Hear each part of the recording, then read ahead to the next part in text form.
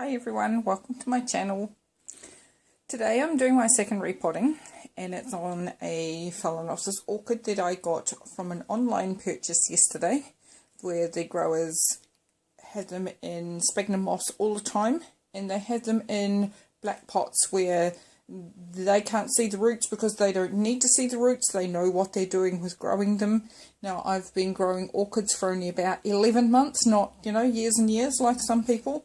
So I really am not that familiar with what's happening in the pot if I can't actually see the roots. I like to be able to see the roots so that I know that they're getting real good growth, that they're not going mushy, that it doesn't have bugs down in the medium.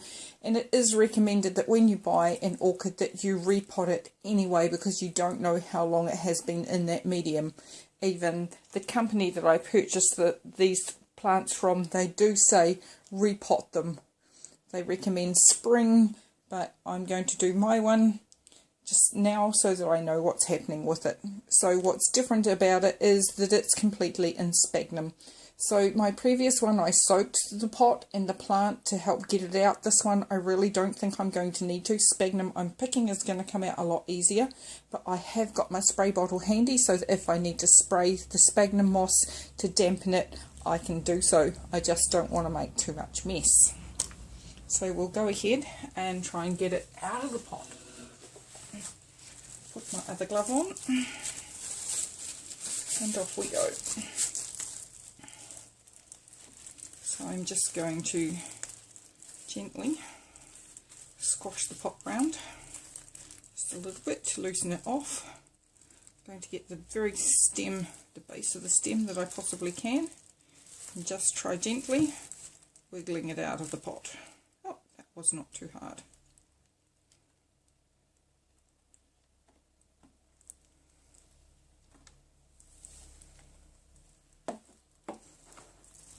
So the difference with the roots that I'm used to looking at and the ones that are always grown in the dark pots is that they don't photosynthesize as much. So this is still a perfectly beautiful, healthy root. And the moss is actually not too bad. But Auckland's climate, where these plants come from, is probably 2 or 3 degrees warmer in winter than what I have here in Taranaki.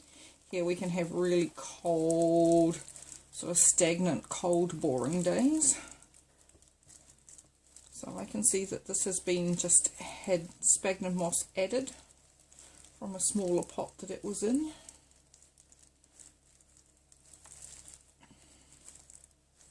But so far so good.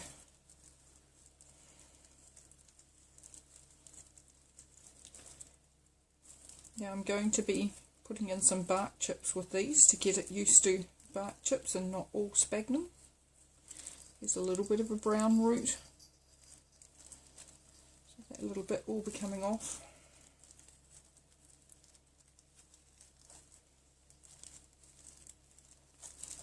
And one day I might just get used to growing in sphagnum. I definitely do my smaller plants in it, but then I do them in glass so I can see what's happening with their roots or plastic.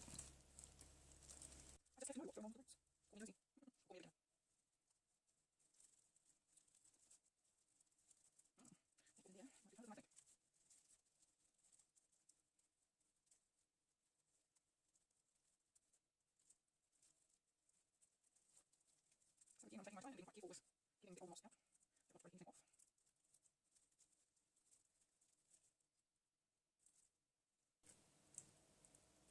Okay, so this video doesn't last too long forever. I think I might come back to you when I've got a bit more of this off and show you the final thing of all the sphagnum off the roots. So I've got all the sphagnum off that I can. What an amazing amount of roots. So now I'm just going to go and give them a rinse, and then we'll come back and we will chop off a few little bits.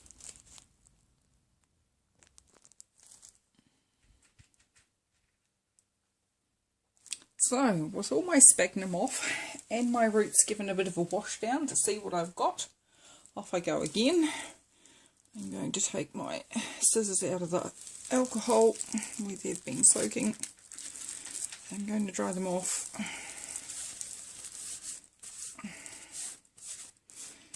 This time I'm going to flame them so that I can't be transferring anything from the plant I just repotted.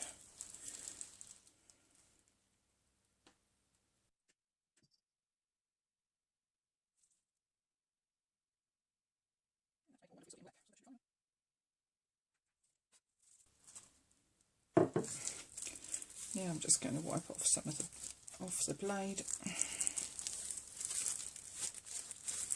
Just be careful because they'll be hot.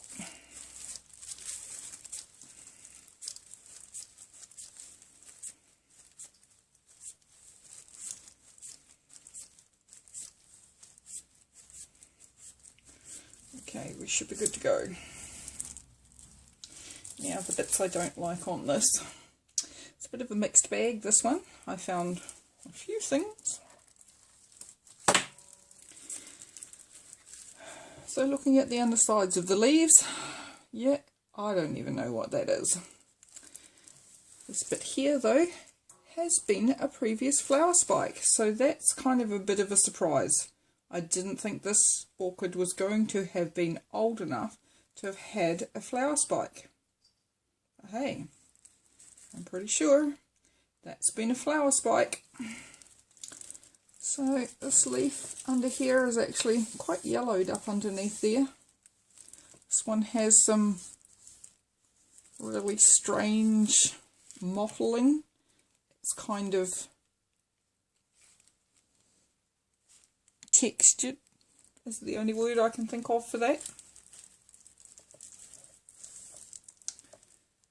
However, she has some new roots coming out up the top. It has an amazing ball of roots down there. And we shall just go to chopping off the bits I don't like. Anything that's mushy that doesn't have new growth off it, and there isn't a lot. However, I'm going to take this one back here to the nice green growth.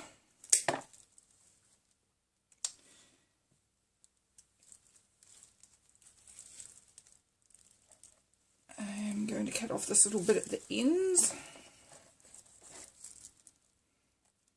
Back into the green growth.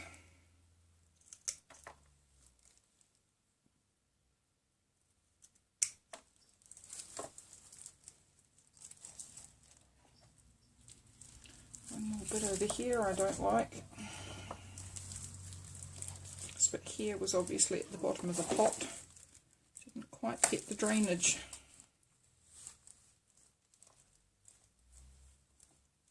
This bit's okay. This bit's okay. This bit's not okay. It's squashy and dead. And that one I'm going to leave. So I'm going to try and just chop that bit off there.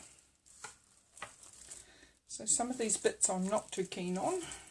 I'm going to put a little bit of, there's just a little stringy bit there.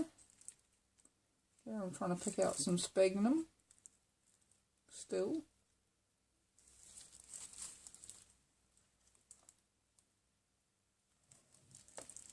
So I think I'm pretty happy with the rest of it. Alright, here's a little bit that's got some stringy stuff on it. So this little third bit here, if you can see on the camera, is not so wonderful. So I'm going to cut that back to the better growth. I'm just going to grab my 3% hydrogen peroxide that I have in a bottle. And just give those a little bit of a spray.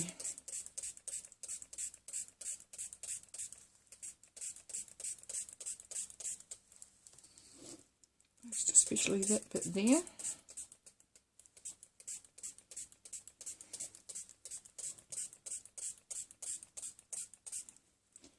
Around that stem.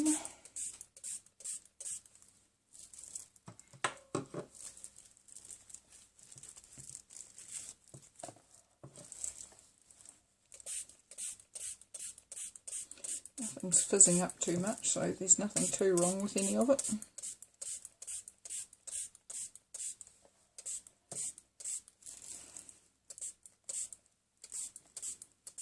And now I'm going to leave this one to dry out.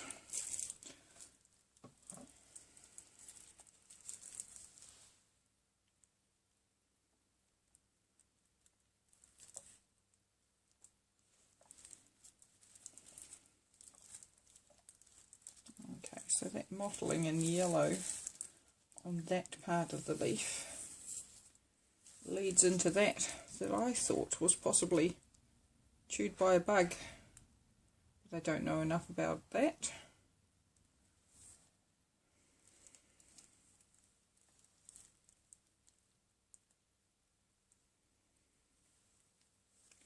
I'm really not too keen on that leaf. Don't know whether I should leave that on for now or take it off, but since we've had some leaves chopped off and we don't have too many others to photosynthesize, I think for now that has to stay there.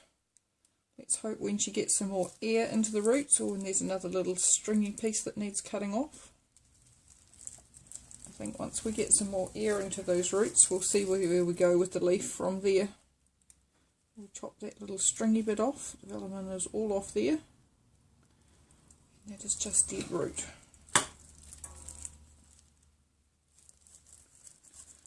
We've definitely had some roots that have stopped growing there. That doesn't mean to say that they can't shoot out from another place. Oops, we need to give that one a little bit of a trim there, whatever that was. Right, so that's where I leave it, and I'll let it to dry off. So after a while of drying, I've decided to check out that the size of the pot is correct for the amount of roots that this Phal has, and judging by this, it's starting to look pretty good. I want to again try and keep a lot of this part of the orchid to the very, very top of the pot, but this Phal has been in sphagnum and is very used to a slightly damper kind of medium than I'm hoping to use, but we're going to do a bit of both. We're definitely going to do some sphagnum because it's been very, very used to sphagnum, and give it plenty of fresh stuff of that, but I'm also going to use a few bark chips. Now its roots actually take up the majority of the pot, so I am going to do a little layer of sphagnum on the bottom, just a very minimum layer, before I actually put it in the pot, just to keep these roots here nicely hydrated. So here we have some dampened sphagnum again, and I'm just going to put some bits in the bottom of the pot. Just a very light little layer, not too much, and I'm going to try and keep it lighter in area than how it was packed in before. Some of the bark chips will help with that, but I don't want to do it a massive lot so that it's not getting a great change from what it was used to. So here I have just a little bit really lightly packed in, or put in, placed in, not packed in. And I'm going to try and get all of those roots that were around the bottom of the pot in as comfortably as I possibly can, so I don't break any. There's lots of roots to get in there.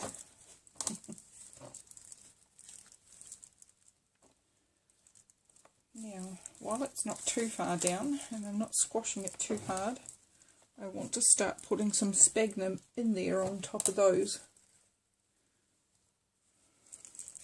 So I'm gently going to try and poke it down.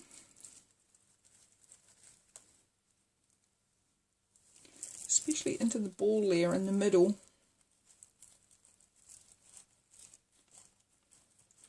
I'm also going to use that space there for some wood chips, so that it starts getting used to having some wood chips.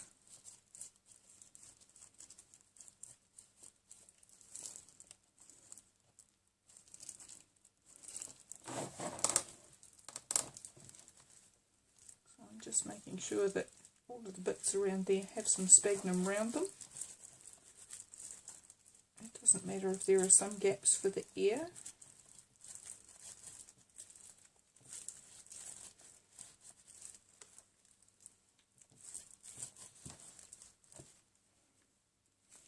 Then in between some of these, now I'm going to start finding some little bits, some little holes for the wood chips, bark chips. So down in those big spaces down there in the cavities, I'm going to fill up some of those cavities with my bark chips. We'll start out with some bigger ones and then just gently put those roots down. Not that hard that I'm going to squash them, but also trying to centre the plant in the pot, which is difficult with this many roots.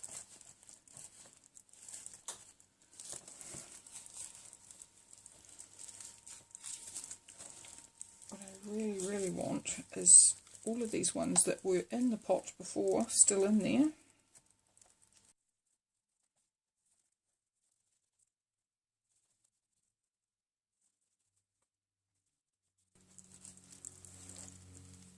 So at the moment we definitely have some sphagnum getting in around there, but then I'm also going to try getting in some more wood chips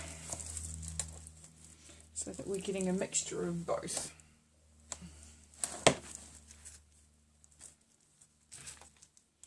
So I'm using some fine chips and some of the bigger chips. The bigger chips will also help hold the plant in the pot a little bit better. And of course I'm trying to build them around so that we're getting it evenly spaced throughout the pot. So I haven't soaked these bark chips. These bark chips are still dry, but the sphagnum moss is definitely nice and damp.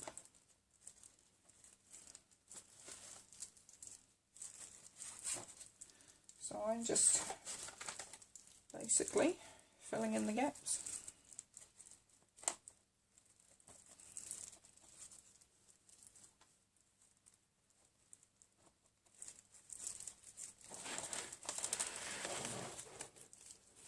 So in between all of these roots here, I've got some sphagnum and I've got some bark.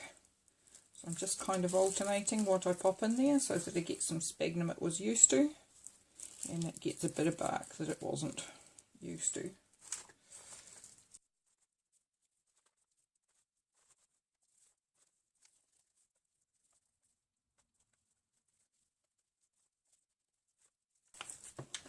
Right in here, so we'll get a few more wood chips around this side and then we'll go for more sphagnum.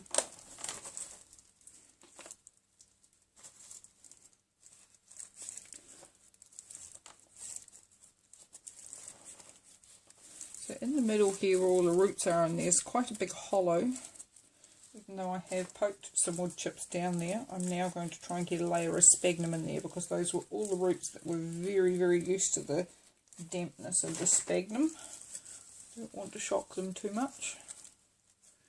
So we'll put some little bits of wood in there like I'm doing a jigsaw puzzle. And now we'll go with some of this. And I'm just going to poke it in under those roots.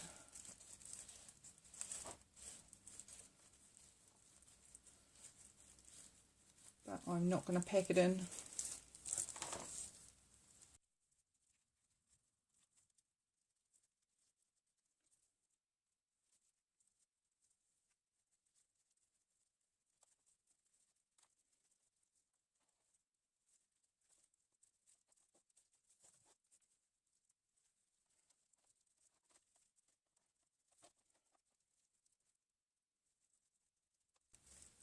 Okay, that's probably going to get more sphagnum over the top, so now I'm just going to go around and fit in some more of the bark chips around that moss.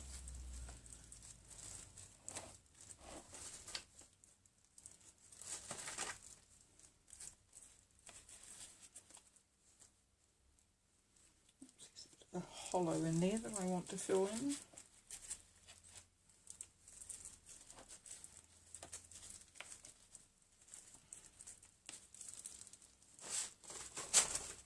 I'm actually using all the bigger chunkier bark rather than the small sections of bark,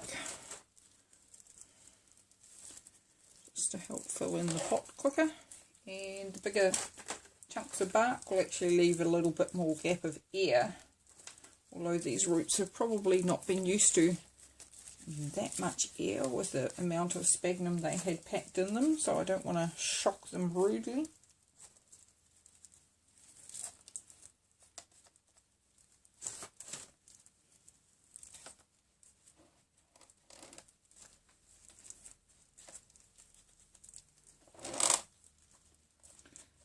So I think that's about as many wood chips as I'm getting in, and I think my top layer again is going to be sphagnum. Just another light bit of sphagnum around the top so that I can use that to spray for the humidity and keep those roots covered that are used to being underneath the edge of the pot. They've definitely been covered up before, so they will like the sphagnum over the top of them. So we're going to do quite a layer of, or quite a bit of sphagnum over the top of this here. And that's going to be my Phal Repotted. And we'll see where we go from there.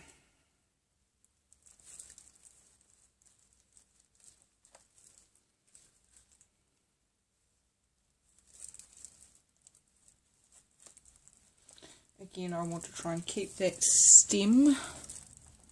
I want the roots that are used to the water with moss on them, but I want right up to the stem, just to the air.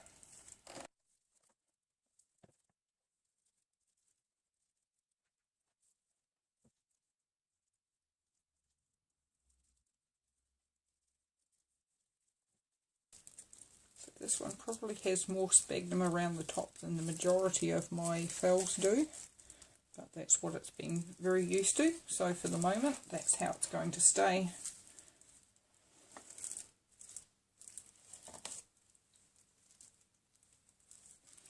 Just need to poke a bit under there.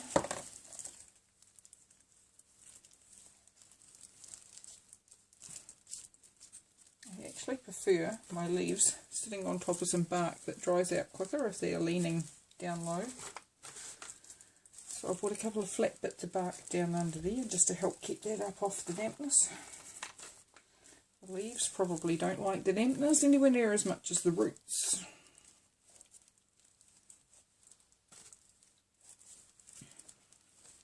So I've just placed a few bits of bark under there. And there's no roots at that place there, so it can have some bark on top.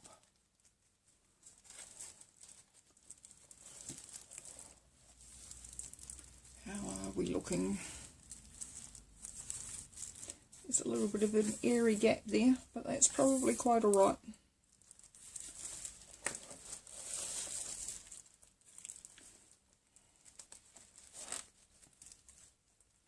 Just a bit more moss there and then we're done. Oops, my moss is a bit damp.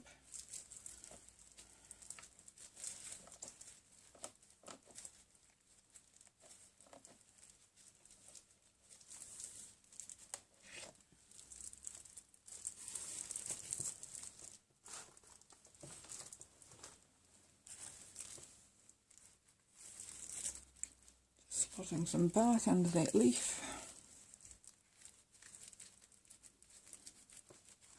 Making sure the stem has got air. There's some new aerial leaves that might take, roots, sorry, that might take off there. Okay, and that is this one repotted. We shall see from now on how she goes. Quite a different repotting from my first one. Definitely a different plant. So that's it. That's today's potting from my online order. Thank you for watching, everybody. If you liked my channel, please subscribe. There's a grey icon bell that you can press if you would like to get notifications each time I post a new video. Otherwise, please give me a thumbs up if you like this video. Give me a thumbs down if you didn't. You're welcome to leave me comments or ask me questions if you're interested. Thank you very much for watching. Bye.